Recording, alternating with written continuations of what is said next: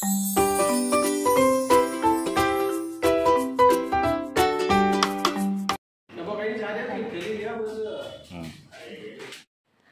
Hello friends, welcome back to my channel middle class life style.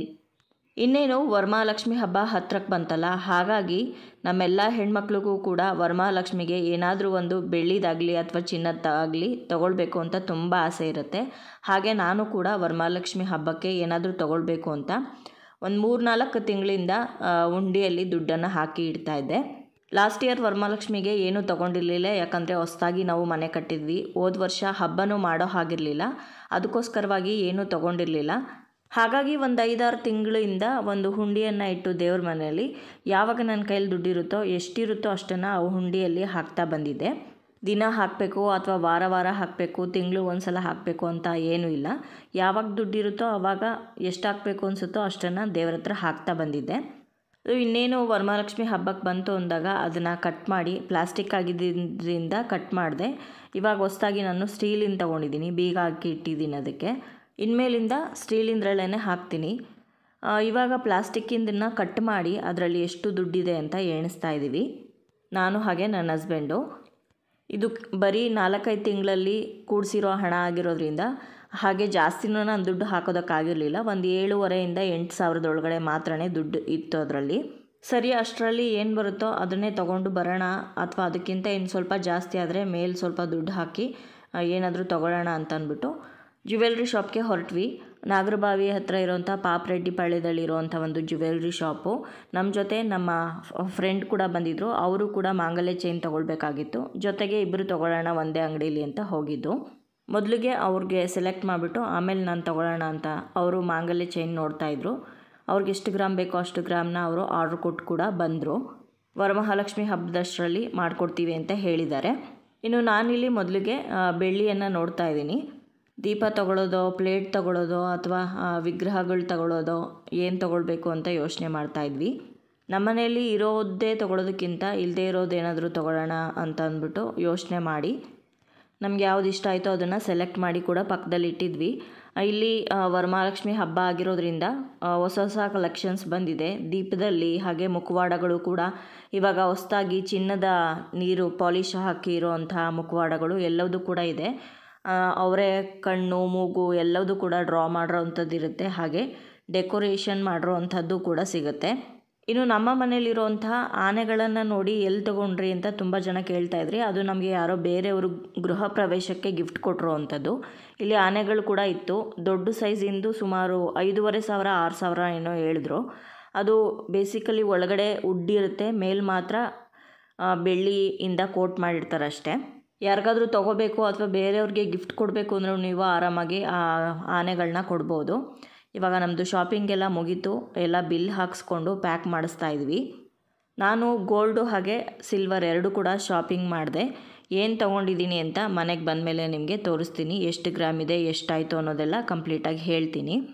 ಇದು promotion video ಅಲ್ಲ, ಇದು ಪಾಪರೆಡ್ಡಿಪಾಳ್ಯದಲ್ಲಿ ಇರೋವಂಥ Shri kundan jewellers ಅಂತ. ಯಾರಾದರೂ ಆ ಏರಿಯಾದಲ್ಲಿ ಇದ್ದರೆ ನೀವು ಹೋಗ್ಬೋದು. ಚೆನ್ನಾಗಿ ಒಳ್ಳೆ ಕ್ವಾಲಿಟಿ ಇರೋವಂಥದ್ದನ್ನು ಕೊಡ್ತಾರೆ. ಯಾರಾದರೂ ನೀವು ಕೂಡ ವರಮಹಾಲಕ್ಷ್ಮಿ ಹಬ್ಬಕ್ಕೆ ಏನಾದರೂ ತೊಗೊಳ್ಬೇಕು ಅಂತಂದರೆ ಇವತ್ತಿಂದನೇ ಶುರು ಮಾಡಿ ಒಂದು ಹುಂಡಿ ಇಟ್ಟು ಎಷ್ಟಾಗುತ್ತೋ ಅಷ್ಟು ದುಡ್ಡನ್ನು ಹಾಕ್ತಾ ಬನ್ನಿ. ಒಂದು ವರ್ಷದಲ್ಲಿ ಸುಮಾರು ದುಡ್ಡಾಗಿರುತ್ತೆ, ಅದರಲ್ಲಿ ನಿಮ್ಗೆ ಏನು ಬೇಕೋ ಅದನ್ನು ತೊಗೋಬೋದು. ಒಂದೇ ಸಲಕ್ಕೆ ಜಾಸ್ತಿ ಅಮೌಂಟ್ ಆಗಿಲ್ಲ, ಸ್ವಲ್ಪನೇ ಇದೆ ಅಂತಂದರೆ ಅದನ್ನೇ ನೆಕ್ಸ್ಟ್ ವರ್ಷಕ್ಕೆ ಕಂಟಿನ್ಯೂ ಮಾಡಿ 2 ವರ್ಷಕ್ಕೊಂದು ಸಲ ಅಥವಾ 3 ವರ್ಷಕ್ಕೊಂದು ಸಲನೂ ಕೂಡ ನಿಮಗೆ ಯಾವ್ದು ಬೇಕೋ ಅದನ್ನು ತೊಗೊಳ್ಬೋದು. ವರ್ಷಕ್ಕೊಂದು ಸಲ ತೊಗೊಳ್ಳೇಬೇಕು ಅಂತ ಏನೂ ಇಲ್ಲ. ಇವಾಗ ನಾವು ಶಾಪಿಂಗೆಲ್ಲ ಮುಗಿಸ್ಕೊಂಡು ಬಿಲ್ ಕಲೆಕ್ಟ್ ಮಾಡಿಕೊಂಡು ಅಮೌಂಟ್ ಪೇ ಮಾಡಿ ಇಲ್ಲಿಂದ ಹೊರಡ್ತಾ ಇದ್ದೀವಿ.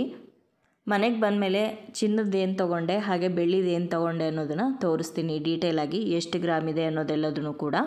ನಾವು ಅವತ್ತು ಶಾಪಿಂಗ್ ಹೋಗಿದ್ದು ಶುಕ್ರವಾರ ದಿನ, ನಾಗರ ಪಂಚಮಿ ಬೇರೆ ಇತ್ತು. ತುಂಬಾ ಒಳ್ಳೆ ದಿನ.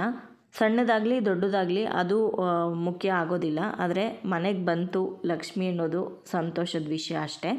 ಬನ್ನಿ, ಹಾಗಿದ್ರೆ ನಾನು ಏನು ಶಾಪಿಂಗ್ ಮಾಡಿದೆ ಅನ್ನೋದನ್ನು ನಿಮ್ಮ ಜೊತೆ ಶೇರ್ ಮಾಡ್ಕೊಳ್ತಾ ಇದ್ದೀನಿ. ಮೊದಲಿಗೆ ಚಿನ್ನದನ್ನು ಏನು ತೊಗೊಂಡೆ ಅನ್ನೋದನ್ನು ತೋರಿಸ್ತಾ ಇದ್ದೀನಿ. ನಾನು ಸುಮಾರು 8-9 ವರ್ಷದಿಂದ ವರಮಹಾಲಕ್ಷ್ಮಿ ಹಬ್ಬವನ್ನು ಮಾಡ್ಕೊಂಡು ಬಂದಿದ್ದೀನಿ. ಹೋದ ವರ್ಷ ಹಬ್ಬ ಮಾಡೋದಕ್ಕಾಗಿರಲಿಲ್ಲ. ನಮ್ಮ ಮಾವ ಅವರು ತೀರ್ಕೊಂಡಿದ್ದ ಕಾರಣ ಹೋದ ವರ್ಷ ನಾವು ಹಬ್ಬ ಮಾಡಿರಲಿಲ್ಲ. ಈ 8-9 ವರ್ಷದಿಂದನೂ ಕೂಡ ಲಕ್ಷ್ಮಿಗೆ ನಾನು ಅರ್ಶಿನದ ಕೊಂಬಿಂದ ತಾಳಿಯನ್ನು ಕಟ್ತಾ ಇದ್ದೆ. ಒಂದು 4-5 ವರ್ಷದಿಂದ ಆರ್ಟಿಫಿಷಿಯಲ್ದು ಕೂಡ ಹಾಕ್ತಾಯಿದ್ದೆ. ಆರ್ಟಿಫಿಷಿಯಲ್ ಮಾಂಗಲ್ಯ ಹಾಕಿದರೂ ಕೂಡ ನಾನು ಅರ್ಶಿಣದ ಕೊಂಬನ್ನು ಮರಿದೇ ಕಟ್ತಾಯಿದ್ದೆ, ಯಾಕಂದರೆ ಅದೇ ಶ್ರೇಷ್ಠ.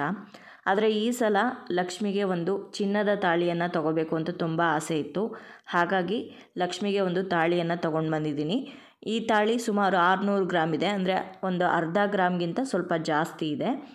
ಮಧ್ಯದಲ್ಲಿ ಒಂದು ಕೆಂಪು ಕಲರ್ ಸ್ಟೋನ್ ಕೂಡ ಇದೆ. ನಿಮಗೆ 1/4 ಗ್ರಾಮ್ ತಾಳಿ ಕೂಡ ಸಿಗುತ್ತೆ, ಅರ್ಧ ಗ್ರಾಮ್ದು ಸಿಗುತ್ತೆ, 1 ಗ್ರಾಮ್ದು ಸಿಗುತ್ತೆ, ಅಥವಾ 2 ಗ್ರಾಮ್ 3 ಗ್ರಾಮ್ದು ಕೂಡ ಸಿಗುತ್ತೆ. ನಾನಿಲ್ಲಿ ಒಂದು 600 ಗ್ರಾಮ್ದು ಒಂದು ತಾಳಿಯನ್ನು ತೊಗೊಂಡು ಬಂದಿದ್ದೀನಿ. ಇದಕ್ಕೆ ನಮಗೆ 4500 ರೂಪಾಯಿ ಏನೋ ಆಯಿತು. ನಮಗೆ ದೊಡ್ಡವೇ ತೊಗೊಂಡಾಗ ಎಷ್ಟು ವೇಸ್ಟೇಜ್ ಮೇಕಿಂಗ್ ಹಾಕ್ತಾರೋ ಹಾಗೆ ಚಿಕ್ಕದು ತೊಗೊಂಡೋದಕ್ಕೂ ಕೂಡ ವೇಸ್ಟೇಜ್ ಮೇಕಿಂಗ್ ಎಲ್ಲವೂ ಕೂಡ ಇರುತ್ತೆ. ಹಾಗಾಗಿ 4500 ರೂಪಾಯಿ ಈ ತಾಳಿಗೆ ಆಯಿತು. ಇವಾಗ ಈ ತಾಳಿಯನ್ನು ಕರಿಮಣಿ ಜೊತೆ ಎಲ್ಲ ಹಾಕಿ ಪೋಣಿಸಿ ನಾನು ಲಕ್ಷ್ಮಿಗೆ ಈ ವರ್ಷ ಹಾಕ್ತೀನಿ. ತುಂಬಾ ಖುಷಿ ಆಯಿತು ಈ ಸಲ ಚಿನ್ನದ ತಗೊಂಡಿದ್ದು.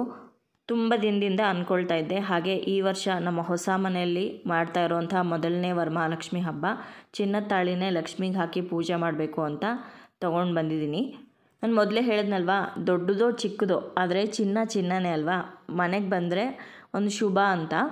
ಇನ್ನು ಚಿನ್ನ ಏನು ತೊಗೊಂಡು ಬಂದೆ ಅನ್ನೋದನ್ನು ತೋರಿಸ್ದೆ. ಇನ್ನು ಬೆಳ್ಳಿದನ್ನು ಏನು ತೊಗೊಂಡ್ಬಂದಿದ್ದೀನಿ ಅಂತ ಇವಾಗ ತೋರಿಸ್ತಾ ಇದ್ದೀನಿ. ನಮ್ಮ ಮನೆಯಲ್ಲಿ ಅಷ್ಟಲಕ್ಷ್ಮಿ ಕಳಸ ಇದೆಯಲ್ಲ, ಚೊಂಬು, ಆ ಚೊಂಬಿಗೆ ಕರೆಕ್ಟಾಗಿ ಹೊಂದೋ ರೀತಿ ಒಂದು ಪ್ಲೇಟನ್ನು ತೊಗೊಂಡು ಬಂದಿದ್ದೀನಿ ಬೆಳ್ಳಿಯಲ್ಲಿ. ನೋಡಿ, ಈ ರೀತಿ ಇದೆ ಪ್ಲೇಟು.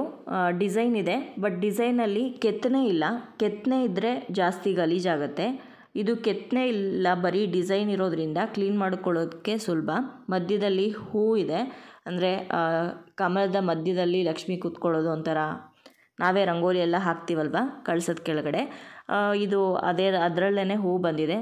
ನೋಡಿ, ಡಿಸೈನ್ ಈ ರೀತಿ ಇದೆ. ಹಿಂದೆ 3 ಲೆಗ್ಸ್ ಕೊಟ್ಟಿದ್ದಾರೆ, ಅಂದರೆ ಕೆಳಗಡೆ ನೆಲಕ್ಕೆ ಟಚ್ ಆಗಬಾರ್ದು ಅಂತ ಅಂದ್ಬಿಟ್ಟು. ಇನ್ನು ಈ ಪ್ಲೇಟ್ ಬಂದು 86 ಗ್ರಾಮ್ ಇದೆ. 86 ಗ್ರಾಮ್ ಪ್ಲೇಟ್ಗೆ ನಮಗೆ ಸುಮಾರು 8500 ಏನೋ ಆಯಿತು. ಇನ್ನು ಸ್ವಲ್ಪ ದೊಡ್ಡದು ಇತ್ತು. ಆಲ್ರೆಡಿ ನಮ್ಮ ಹತ್ರ ಪ್ಲೈನ್ ದೊಡ್ಡದು ಪ್ಲೇಟ್ ಇದೆ, ಅದರಲ್ಲಿ ಅರಿಶಿನ ಕುಂಕುಮ ಕೊಡೋದಕ್ಕೆಲ್ಲ ಆಗುತ್ತೆ. ಆದರೆ ಕಳಸದ ಕೆಳಗಡೆ ಇಡೋದಕ್ಕೆ ತುಂಬ ಚಿಕ್ಕದೊಂದು ಪ್ಲೇಟ್ ಇತ್ತು, ಅದನ್ನು ನಾನು ಕೆಂಪಾರತಿ ಮಾಡೋದಕ್ಕೆ ಅಂತ ಯೂಸ್ ಮಾಡ್ತಾಯಿದ್ದೆ. ಹಾಗಾಗಿ ಇದು ಕಳಸದ ಕೆಳಗಡೆ ಅಷ್ಟಲಕ್ಷ್ಮಿ ಚೊಂಬು ಇಡೋದಕ್ಕೆ ತುಂಬ ಚೆನ್ನಾಗಿರುತ್ತೆ ಅಂತ ಈ ಪ್ಲೇಟನ್ನು ತೊಗೊಂಡಿದ್ದೀನಿ. ಪ್ಲೇಟ್ದು ಡಿಸೈನ್ ನನಗೆ ತುಂಬ ಇಷ್ಟ ಆಯಿತು. ನಿಮ್ಮೆಲ್ಲರಿಗೂ ಇಷ್ಟ ಆಯಿತಾ ಅನ್ನೋದನ್ನು ಕಮೆಂಟ್ ಮುಖಾಂತರ ತಿಳಿಸಿ ನನಗೆ. ಸೊ ಇದಿಷ್ಟು ನನ್ನ ವರಮಹಾಲಕ್ಷ್ಮಿ ಹಬ್ಬದ ಬೆಳ್ಳಿ ಹಾಗೆ ಚಿನ್ನದ ಶಾಪಿಂಗ್ ಆಗಿತ್ತು. ಎರಡೂ ಸೇರಿ ನಮಗೆ ಸ್ವಲ್ಪ ಬಾರ್ಗೇನ್ ಎಲ್ಲ ಮಾಡಿ 11,500 ಆಯಿತು ಬಿಲ್ಲು. ಹುಂಡಿಯಲ್ಲಿ ಇದ್ದಿದ್ದ ದುಡ್ಡಿಗೆ ಸ್ವಲ್ಪ ಎಕ್ಸ್ಟ್ರಾ ಅಮೌಂಟ್ನ ನನ್ನ ಹಸ್ಬೆಂಡ್ ಸೇರಿಸಿ ಇದೆರಡೂ ಕೂಡ ಈ ವರ್ಷ ವರಮಹಾಲಕ್ಷ್ಮಿಗೆ ಅಂತ ಕೊಡಿಸಿದ್ದಾರೆ. ಸೊ ನೋಡಿದ್ರಲ್ವ ಸ್ನೇಹಿತರೆ, ಇವತ್ತಿನ ಈ ವ್ಲಾಗಲ್ಲಿ ವರಮಹಾಲಕ್ಷ್ಮಿ ಹಬ್ಬಕ್ಕೆ ನಾನು ಏನೇನು ತೊಗೊಂಡೆ ಅನ್ನೋದನ್ನು ನಿಮ್ಮ ಜೊತೆ ಶೇರ್ ಮಾಡ್ಕೊಂಡಿದ್ದೀನಿ. ಈ ವ್ಲಾಗ್ ನಿಮ್ಗೆ ಇಷ್ಟ ಆಗಿರ್ಬೋದು ಅಂತ ಭಾವಿಸ್ತೀನಿ. ಇಷ್ಟ ಆಗಿದ್ರೆ ಲೈಕ್ ಮಾಡಿ, ಬೇರೆಯವ್ರಿಗೂ ಕೂಡ ಶೇರ್ ಮಾಡಿ.